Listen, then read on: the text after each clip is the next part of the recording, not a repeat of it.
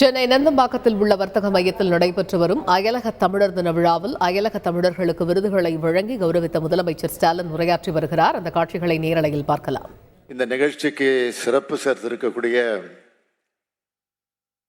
மாண்புமிகு சிங்கப்பூர் நாட்டு அமைச்சர் மதிப்பிற்குரிய திரு சண்முகம் அவர்களே, மாண்புமிகு மலேசிய நாட்டினுடைய துணை அமைச்சர் மரியாதைக்குரிய திரு குலசேகரன் அவர்களே, மாண்புமிகு இலங்கை நாட்டின் கிழக்கு மாகாண ஆளுநர் திரு செந்தில் தொண்டைமான் அவர்களே, மலேசிய நாட்டினுடைய முன்னாள் அமைச்சர் திரு சுப்பிரமணிய சதாசிவம் அவர்களே, பல்வேறு நாடுகளின் இந்நாள் மற்றும் முன்னாள் நாடாளுமன்ற உறுப்பினர்களே, பல்வேறு நாடுகளின் மேயர், துணை மேயர் மற்றும் மாகாண உறுப்பினர்களே, அயலக தமிழர் நலவாரிய தலைவர் உள்ளிட்ட வாரியத்தினுடைய உறுப்பினர்களே, நாடாளுமன்ற சட்டமன்ற உறுப்பினர்களே, மதிப்பிற்குரிய தலைமைச் செயலாளர் அவர்களே, பொதுத்துறை செயலாளர் உள்ளிட்ட அரசு உயர் அலுவலர்களே, பத்திரிகை மற்றும் ஊடகத்துறை சார்ந்த நண்பர்களே, என் பேரன்பிற்குரிய அயலக நாடுகளில் வாழும் தமிழ் சொந்தங்களே, உங்கள் அனைவருக்கும் என்னுடைய அன்பான வணக்கம்.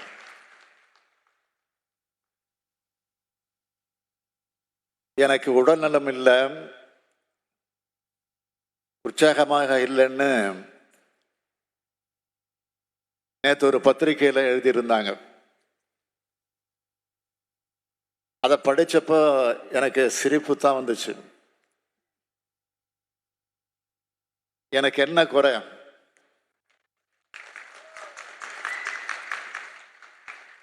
தமிழ்நாடு மக்களும் மகிழ்ச்சியாக இருக்கிறப்போ அதை விட வேற என்ன வேணும் எனக்கு? நேற்று ஒரு வீடியோ பார்த்தேன். சென்னையை சார்ந்த ஒரு சகோதரி பேசுறாங்க. கலைஞர் மகளிர் உரிமை தொகையில 1000 ரூபாய் வந்துருச்சு. பொங்கல் பரிசா 1000 ரூபாய் வந்துருச்சு. அரிசி, சர்க்கரை, கரும்பு வந்துருச்சு. வெள்ள நிவாரணமா 6000 ரூபாய் கிடைச்சிருச்சு.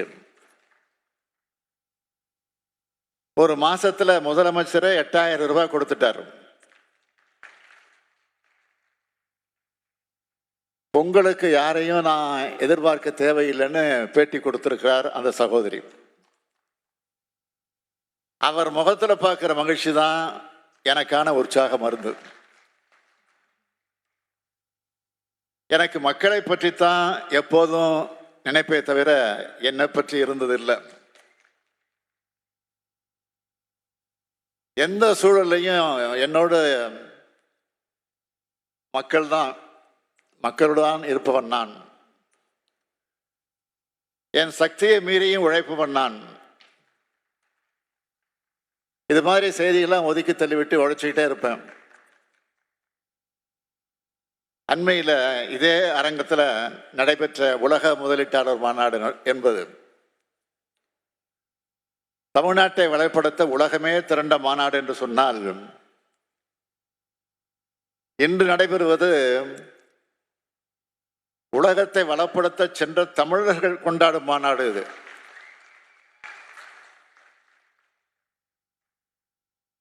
இந்த மாநாட்டுக்கு கிடைத்த மாபெரும் சிறப்புகள் ஒன்று,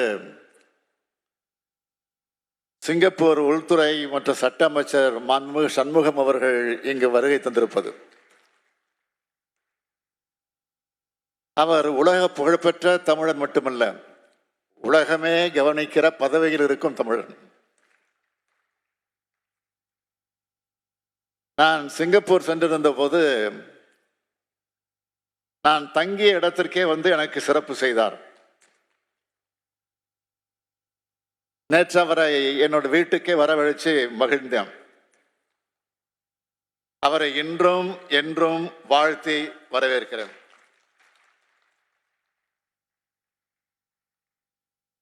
அவரை மாதிரியே இந்த மேடையில் உலகமெல்லாம் இருக்கக்கூடிய பல நாடுகளில் இருக்கக்கூடிய பல்வேறு பொறுப்புகளில் அறிவால் ஆற்றலால் தமிழர்கள் தலை நிமிர்ந்து நிற்கிறவங்க என்பதற்கு சாட்சியா அமர்ந்திருக்கக்கூடிய அனைவரையும் நான் உள்ளபடியே மனதார வரவேற்கிறேன், வாழ்த்துகிறேன். அனைவரது வருகைக்கும் முதலில் என்னுடைய நன்றியை தெரிவிக்கிறேன். மேடையிலும் எதிரிலும் அமர்ந்திருக்கும் உங்களை எல்லாம் பார்க்கும்போது எனக்கு பெருமையா இருக்கு. முயற்சி உடையார் இகழ்ச்சி அடையார் என்ற உழைப்பு திறன்தான் கடல் கடந்தும் தமிழர்கள் வெற்றிகரமாக வாழ காரணம்.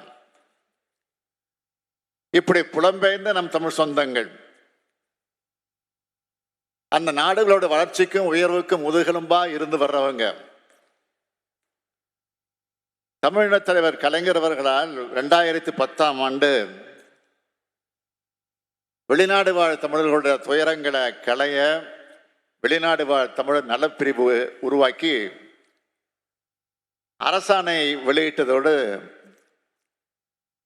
வாரியம் அமைக்கவும் சட்ட முன்வடிவு உருவாக்கப்பட்டுச்சு. ஆனால் தொடர்ந்து வந்த ஆட்சி மாற்றம் காரணமாக இந்த முயற்சிகளில் தடை ஏற்பட்டுச்சு. ஆனால் இப்போ அமைச்சிருக்கக்கூடிய நம்முடைய திராவிட மாடல் அரசு தேர்தல் அறிக்கையில் சொன்னபடி அயலக தமிழர் நலனுக்கு தனியா ஒரு துறையை உருவாக்கி தனி அமைச்சரையை நியமிச்சு உங்களுடைய அவசர தேவைகள் உடனுக்குடன் சிறப்பான முறையில் தீர்த்து வைக்கப்பட்டு வருது. ஒரு தலைவர் மற்றும் 14 உறுப்பினர்களை கொண்ட அயலக தமிழர் நல வாரியம் அமைக்கப்பட்டிருக்கு. இந்த துறையும் வாரியமும் சிறப்பாக செயல்பட்டு வராங்க. வெளிநாடுகளில் நிரந்தர குடியுரிமை உள்ள தமிழர்களுடைய குழந்தைகளுக்கு தமிழ் மீது ஆர்வத்தை உருவாக்கி தமிழ் இணைய கல்விக் கழகம் மூலம் தமிழ் கற்றுத்தரப்படுது.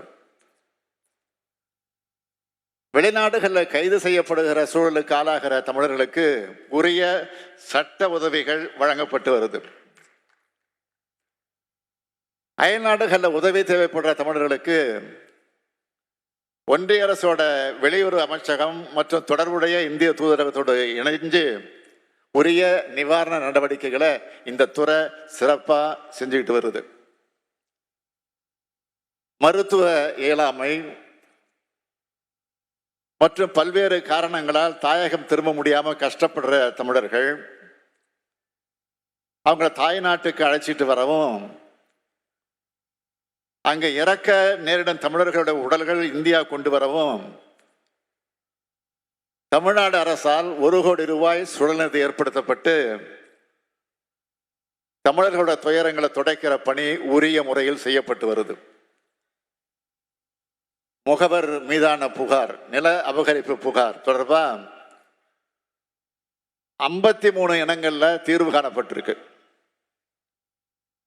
பாதுகாப்பான புலம்பெயர்தலுக்கு தேர்ந்தெடுக்கப்பட்ட கல்லூரி மற்றும் தொழிற்கல்வி நிலையங்களில்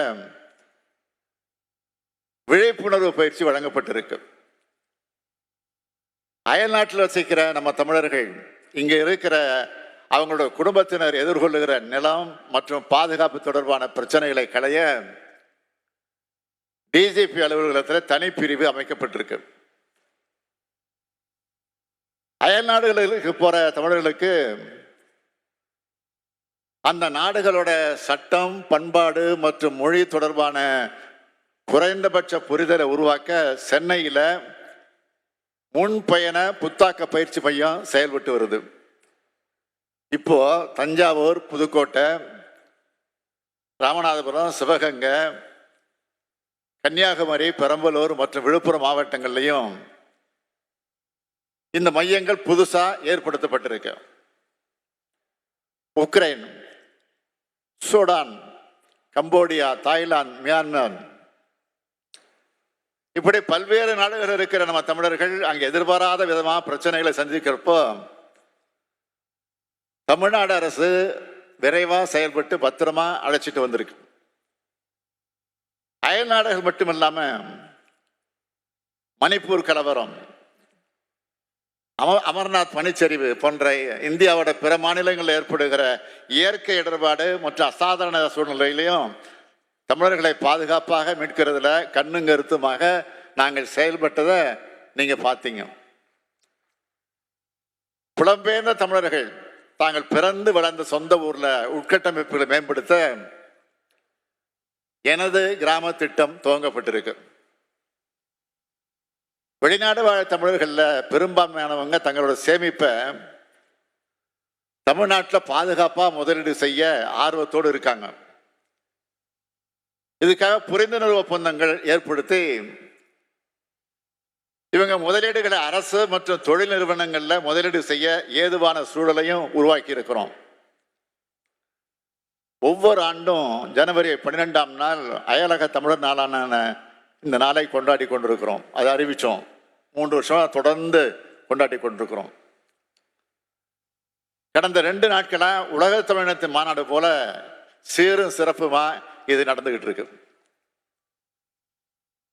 வேர்களை தேடி என்பது இந்த ஆண்டுக்கான முத்தாய்ப்பான திட்டமா அமைஞ்சிருக்கு. ஆண்டுதோறும் 200 இளைஞர்களை தேர்ந்தெடுத்து பண்பாட்டு சுற்றுலா அழைச்சிக்கிட்டு போக இந்த திட்டம் அறிவிக்கப்பட்டுச்சு. அதன்படி 58 இளைஞர்களை தமிழ்நாட்டுக்கு அழைச்சிக்கிட்டு வந்து டிசம்பர் 27 முதல் ஜனவரி 10ஆம் தேதி வரை 15 நாட்கள் தமிழ்நாடு முழுக்க இருக்கிற கலை, இலக்கியம், பண்பாடு, பழம்பெரும் கட்டடம், வணிகம், விடுதலை போராட்டத்தில் நம்ம பங்கேற்பு, ஆடைகள் தயாரித்தல், அணிகலன் செய்தல், தமிழர்களுடைய எல்லா மாண்புகளையும் பார்த்துட்டு வந்து அவங்க அனுபவங்களை இங்க பகிர்ந்துக்கிட்டாங்க. இதிலேயே இந்த திட்டத்தோட வெற்றியை நீங்க உணர்ந்திருப்பீங்க. இந்த ஆண்டின் அயலக தமிழர் நாள் கொண்டாட்டம் தமிழ் வெல்லுண்ட சிறப்பான கருப்பொருளை கொண்டு மிக எழுச்சியோடும் 50க்கும் மேற்பட்ட உலக நாடுகள் இருந்து வந்திருக்கிற உங்க எல்லாரையும் பார்க்கிறப்போ உங்க பங்கேற்போட மிக சிறப்பான முறையில் நடந்துகிட்டு இருக்கு. தாய் தமிழ்நாட்டின் முதலமைச்சராக மட்டும் இல்லாம ஒரு தமிழனாகவும் இதை பார்த்து நான் மகிழ்கிறேன். நீராலும் நிலத்தாலும் ஏன் நாடுகளாலும் கண்டங்களாலும் பிரிஞ்சிருந்தாலும் நாம் எல்லாரும் ஒரே இனத்தை சார்ந்தவர்கள், தமிழ் அன்னையின் குழந்தைகள். அந்த உரிமையோட உங்க சகோதரனா நான் உங்ககிட்ட வைக்கிற வேண்டுகோள், எங்கு வாழ்ந்தாலும் தாய் தமிழ்நாட்டை மறக்காதீர்கள். அடிக்கடி உங்கள் குழந்தைகளோட தமிழ்நாட்டுக்கு வாருங்கள். கீழடி, பொருணை, ஆதிச்சநல்லூரை காட்டுங்கள். தமிழோடு இணைந்திருங்கள். நீங்கள் எங்கு வாழ்ந்தாலும் தமிழ்நாட்டின் வளர்ச்சிக்கு நமது திராவிட மாடல் அரசுக்கு துணையாக இருந்திடுங்கள் என்று கேட்டு அனைவருக்கும் தமிழர் திருநாளாம் பொங்கல் வாழ்த்துக்களை தெரிவித்து விடைபெறுகிறேன். வாழ்க தமிழ், வளர்க தமிழ்நாடு. நன்றி, வணக்கம். சென்னை நந்தம்பாக்கத்தில் உள்ள வர்த்தக மையத்தில் நடைபெற்று வரக்கூடிய அந்த அயலக தமிழர் தின விழாவில் முதலமைச்சர் மு.க. ஸ்டாலின் உரையாற்றியதை நாம் நேரலையில் பார்த்தோம். செய்திகளை உடனுக்குடன் தெரிந்து கொள்ள உடனே சப்ஸ்கிரைப் பண்ணுங்க.